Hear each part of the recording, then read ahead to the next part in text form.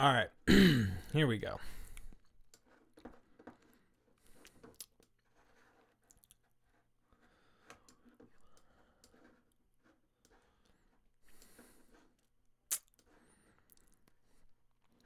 Trying to get this thing going. So I'll wait till some people pop in on both sides. I'm doing Facebook, doing Facebook as well as YouTube at the same time. So let's see what happens here, guys. Let me know if my audio comes in clear when you guys start popping in. All right, so it looks like I've got 4 people on Facebook who are watching currently. Let me know if you guys can hear me clearly. Making sure this is good. Give me a comment if you guys can hear me on the Facebook side. And looks like YouTube's got some people too. So I need to catch up with you guys on the chat on YouTube. What is up, everybody? I'm going to talk about some stuff here that I think is vitally important, extremely important when it comes to my personal experience and how I ended up getting clean. So just stay with me for a second here, because I think with what I did recently with the intervention with Kurt, I want to bring up an aspect of that and how that was used to get me where I am today. It's like the key. It's the key to the success that, yes, there was obviously a part to play on my side to getting to where I am and staying where I am today, but I would never have chose that path if I didn't feel partially coerced. So guys, just stick around for a second while I try to find out how I could see you guys chatting and writing me at the same time. Let me try and get in here. Computer's super slow. I'm upgrading my RAM here soon. Waiting on the computer guy so that I can do more than one thing at the same time. All right, let's see.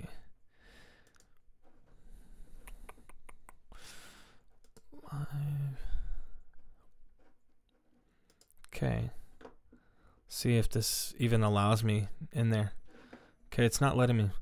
I cannot see any chat on the YouTube side, which sucks.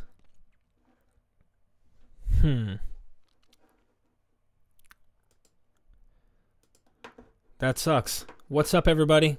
I could see Facebook just fine, but for whatever reason, I cannot see the YouTube side, so I'm just going to get into this. I apologize. I'm going to figure out how I can see your guys' comments on the YouTube side, and I will be sure to try and respond in the comment section. You guys can reach me, in the description of the YouTube side. All my information is there to be able to contact me, but I want to take you guys into what happened to me. Because, technically, all I can do is tell you exactly what happened to me. Kurt is in rehab, if any of you are asking. He is currently going through detox. He is in what they call the blackout phase right now, where there's no communication to the outside world, and the chemicals are obviously starting to slowly leave. The doctors are working that with him. He's in a safe environment where they can help him get off and get stable, and then he can work on the underlying issues while he sees a professional, goes to a counselor twice a week while he's there doing therapy, etc. All right. Kurt came to Washington, and all in this process, I contacted Richie Weber. Now, for those of you who have any doubt about Richie Weber, I've met him many times firsthand. He is truly, if I'm going to use the term, a miracle in many ways in my life and my brother's life. And Richie actually was able to scholarship Kurt, though there aren't many scholarships. It's not like scholarships get handed out like lollipops at a candy store. That's a lot of money, and treatment is not cheap. This is why insurance is another one of those long talks, right? There are state facilities that are funded by the state that cover people who have no insurance or have state insurance, but the higher quality treatment centers, they require private insurance, employee insurance, etc. Well, I hope this is coming through clear, everybody. I see the wife gave me a heart face. I love you, babe.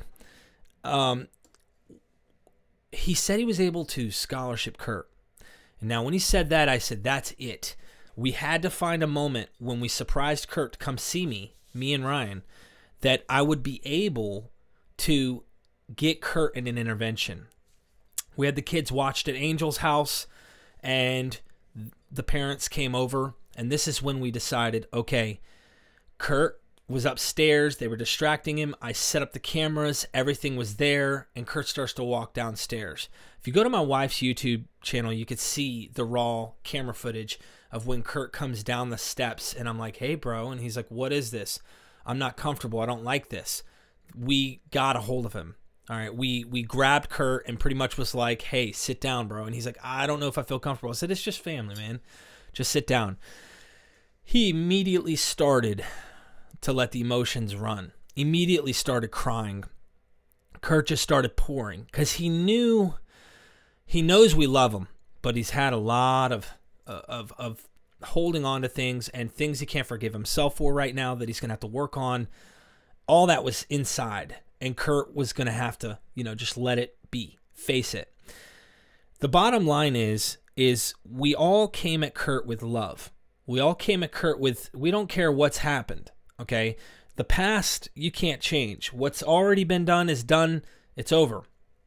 We wanted him to know that we love him, and ultimately came at it with the perspective of like, the kid Kurt, the innocent Kurt can come back. We know he's there. We know you can have your life back, right? So we approached this angle where I took it as the older brother. I remember sharing my money with Kurt, sharing everything with Kurt. Kurt go, let's go fishing. I'd take the fishing pole. He'd take a fishing pole.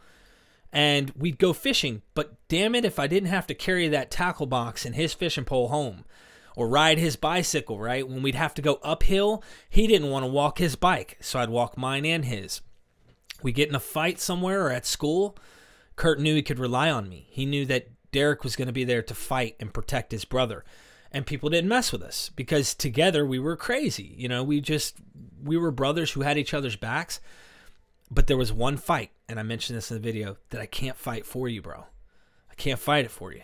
It's a beast that I can't get my hands on. It's a monster that I can't make lose, but I can come close. I can do my damnedest to try and win against this monster, right? That's when the intervention took place. And I want to pause. You guys saw that video. I want to take you back to my time when I got clean. I was running the streets, sleeping on couches. I was over at Tiffany and Brandon. I'm calling names because some of them are going to be on my channel, and some of them have already been on my channel, my YouTube. If you haven't subscribed, it's just search Derek Lambert, my name. You'll find it. Well, while I was out there running the streets, living on these couches, I had to come up with a plan to try and get some money. I had to get straight. The people's house I was sleeping on the couch, they had ways to get straight. They knew what they were going to do to try and conspire a way to get some money so they could get high. I didn't have one. So I had to call my mom and make up this story that the dope dealer's going to take my damn, my family from me. He's going to come over and he's going to shoot the house up because, well, to be honest with you, I got a front of $140, and this guy wasn't playing games, even though that never happened. I made up this story, this lie. And my mom was not believing it at first. But I was so desperate, I went on for 4 or 5 hours, constantly acting like this guy's going to shoot my house. He's going to take my family from me. I knew what to say to get under my mom's skin. I was such a liar, man. I was anything to get straight. I BS'd everybody, And my mom told me she would pay it because I finally had gotten to her to make her think it's real. She said she was going to pay this debt, $140, right? This was enough. I know. We were getting hit over the head for 1 gram in North Carolina where I was at. Me and Kurt went to get it. She didn't trust me with the money, but she trusted my brother, who was also an addict just like me, but he was on our good side. Kurt ends up going with me. We get straight. If you don't know what that means, we got the drugs. We used the drugs, and I didn't know that would be the last time I'd ever use drugs in my life again. I didn't know that would be the last time, at least till this day, as long as I stay where I'm at, keep plugging in, keep doing what I'm doing, that I would ever shoot heroin. And me and Kurt got high. And I promised my mom and dad, I at least kept this much honesty at that moment because I was sick and tired of the lifestyle, but I didn't want to stop the drugs. The drugs made me feel better. They alleviated all the pain, the suffering. I was able to numb out all the emotions. And that's when I decided, okay, I'll go to this lady's house because my mom and dad are on my back. DSS, the Department of Social Services. Other places have different names for like CPS. They were coming after my kids. Someone told on me and said, hey, I'm going to take these kids from you. And CPS was after my kids. DSS, whatever, North Carolina calls it, the Department of Social Services. I had my parole officer wanting me to take a urinalysis soon. There's no way I was going to pass that urinalysis. I just wasn't going to be able to do it. They watch you. They look at it while you're peeing. And I didn't have money to get all the doohickeys to try and trick my parole officer.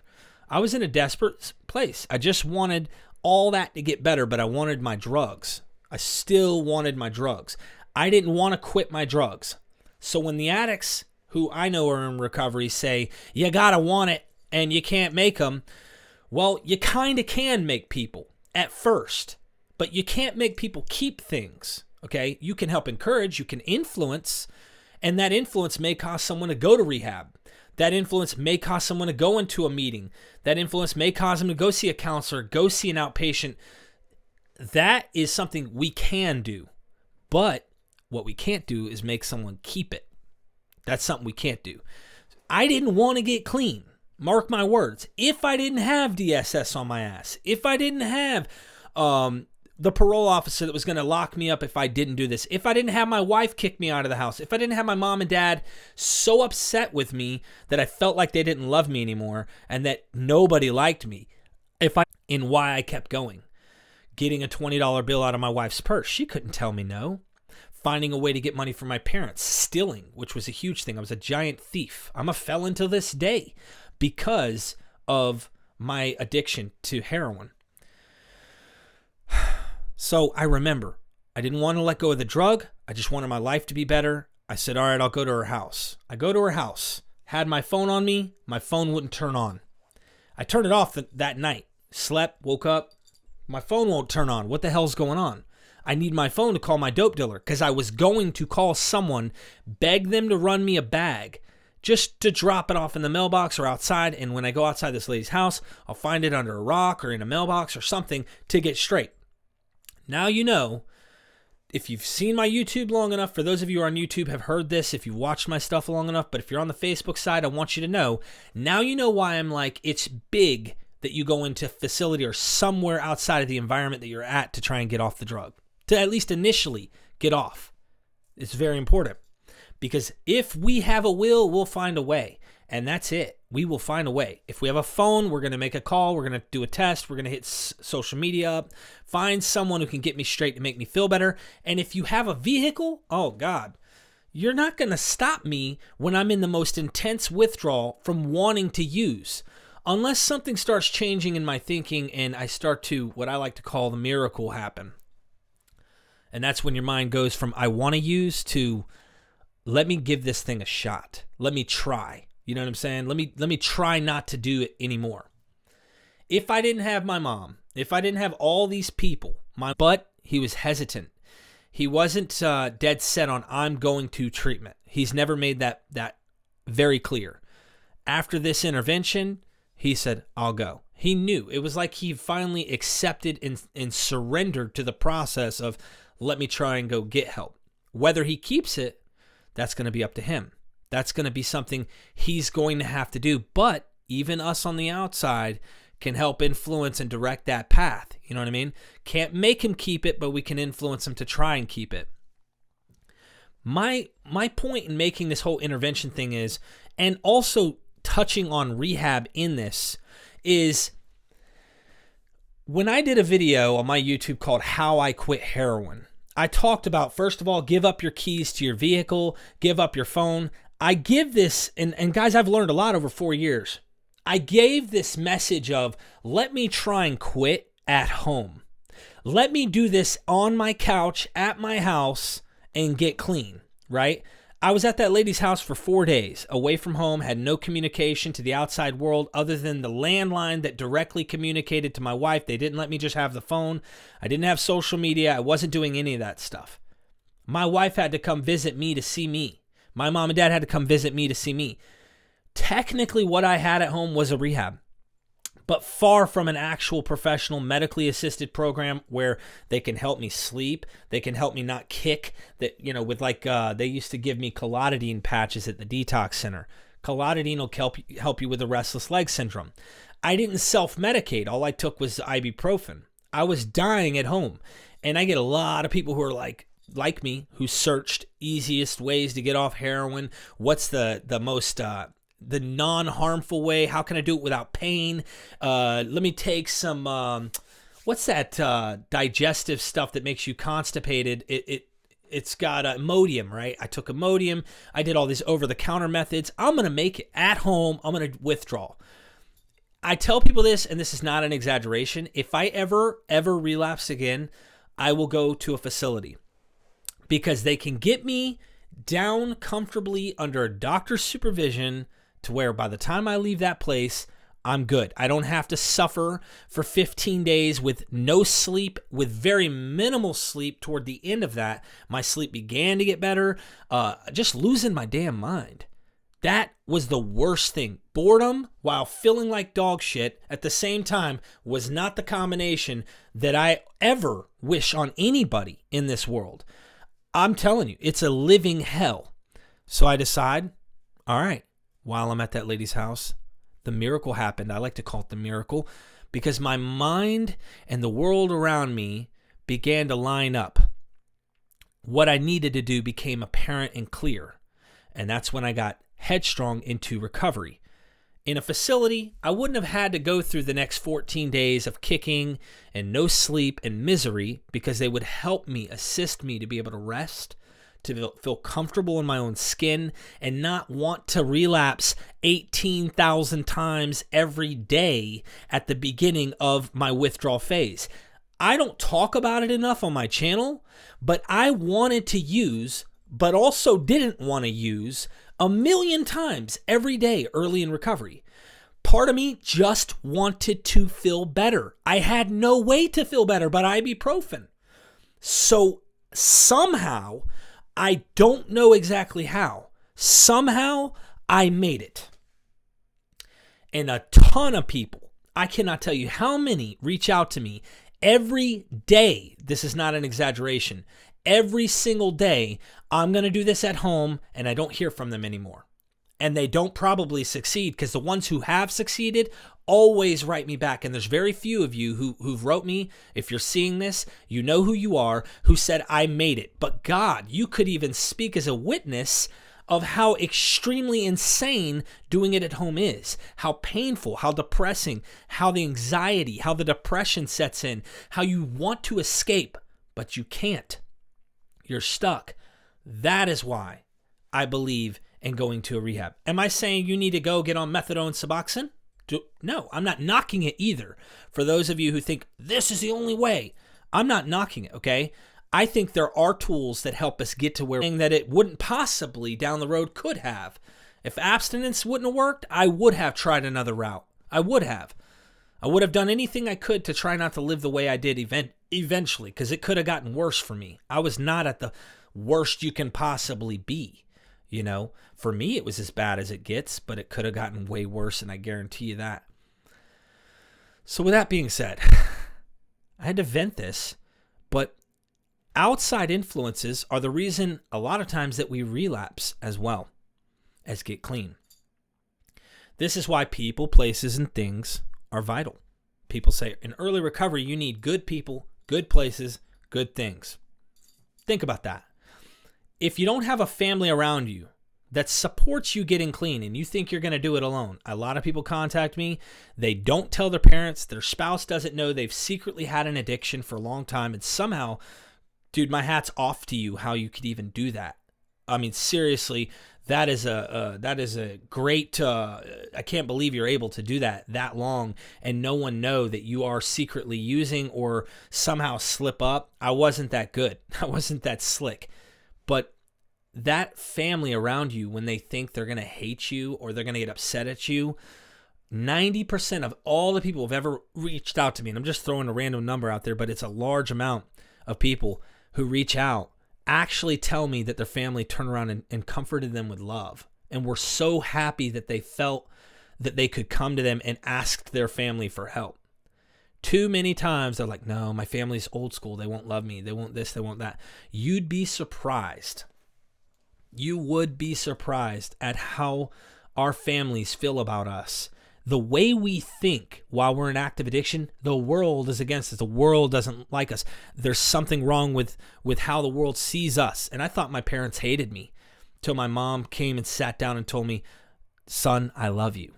That miracle of a I love you story where she broke through all the barriers and all the walls I had built up, and she tore me down and telling me that she loved me. I felt for a moment a feeling, an emotion that I hadn't felt in a long time, and it was, you know what?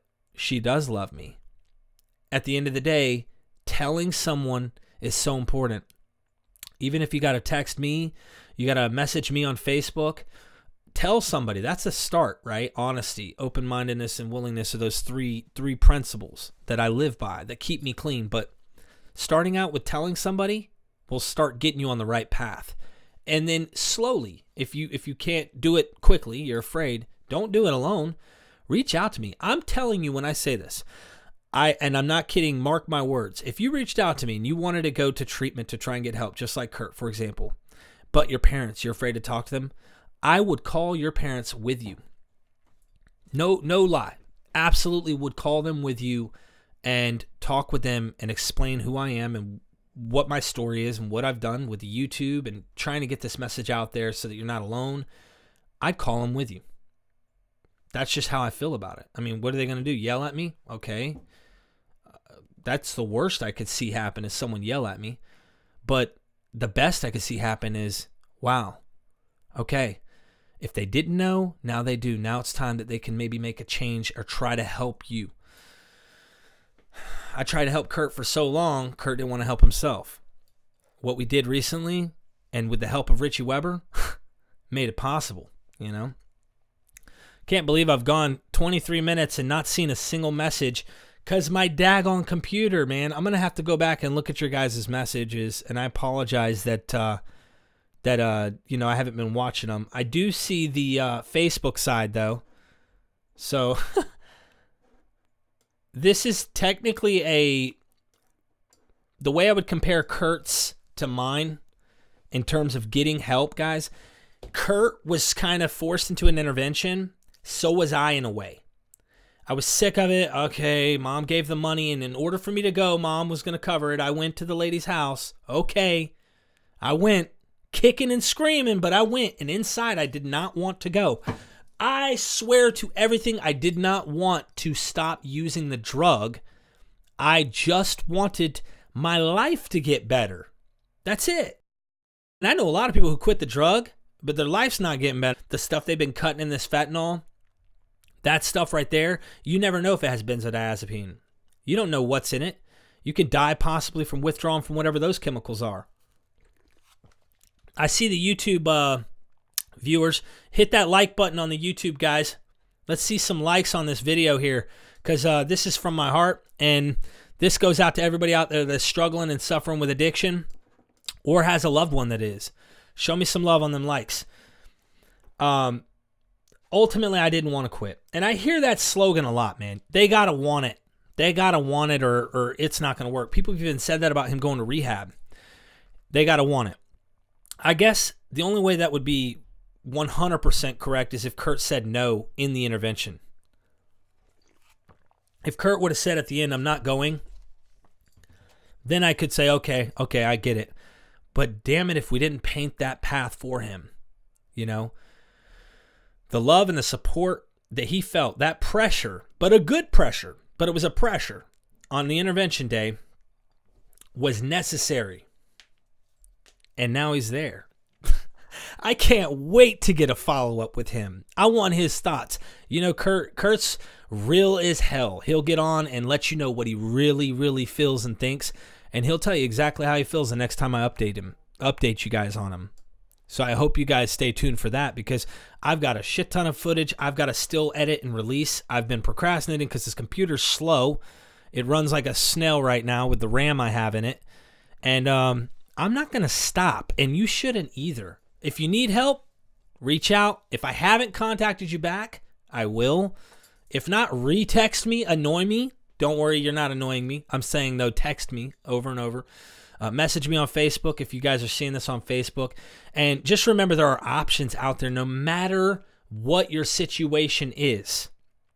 There are options out there if you have no insurance, if you have state insurance, if you have good insurance. Obviously, everything is funded. The world runs off money.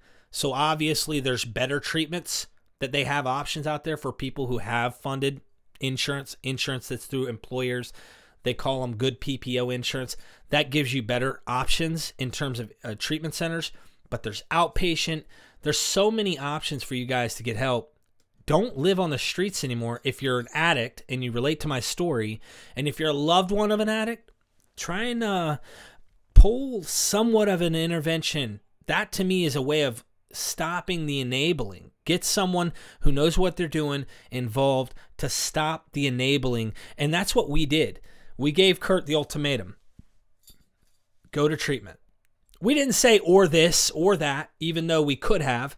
Kurt doesn't live with us. He never has lived with us for many years now. You know, he was living in a house that had no power. They were running an extension cable from the neighbor's house, and she was on some stuff. So there was always some issue there. I thought, damn, is he ever going to find his bottom, right? Sometimes you got to create that. You never know.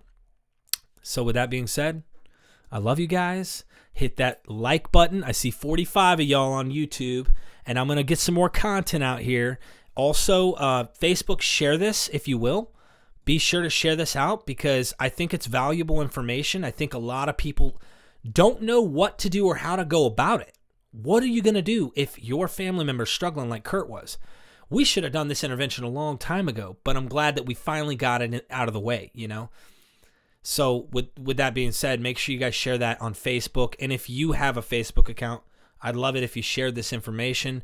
I love every single one of you guys because that's what keeps me clean. That's what keeps me going.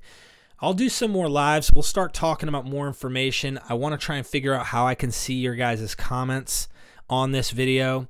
And I apologize on the YouTube side. I cannot see them at all.